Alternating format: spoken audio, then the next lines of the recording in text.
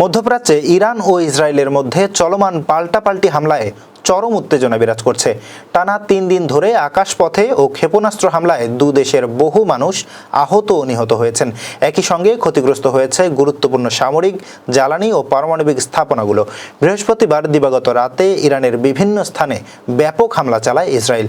ইরানি সংবাদ মাধ্যম জানায়, ওই হামলায় এখন পর্যন্ত কমপক্ষে ৮০ জন নিহত হয়েছেন। আহত হয়েছেন অন্তত ৮০০ জন, যাদের মধ্যে রয়েছে ২০ জন শিশু। ইসরায়েলের লক্ষ্য ছিল ইরানের পারমাণবিক ও সামরিক স্থাপনা। এরই মধ্যে হামলায় নিহত হয়েছেন দেশটির সেনাপ্রধান, ইসলামিক রেভলিউশনারি গার্ডের প্রধান এবং ৬ জন পরমাণু বিজ্ঞানী। এর জবাবে শুক্রবার দিবাগত রাতে ইরান ও ইসরায়েলে পাল্টা হামলা চালায়।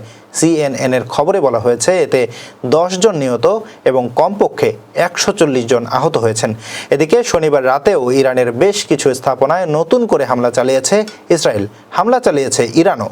এই উত্তেজনার জেরে বাতিল হয়ে গেছে রোববারের ওয়াশিংটন-তেহরান পারমাণবিক আলোচনা। ওমানের মধ্যস্থতায় এই আলোচনা হওয়ার কথা ছিল। বিশ্লেষকেরা বলছেন, এই সংঘাত যদি শিগগিরই থামানো না যায়, তবে তা পুরো মধ্যপ্রাচ্য অঞ্চলে যুদ্ধের আগুন ছড়িয়ে দিতে পারে।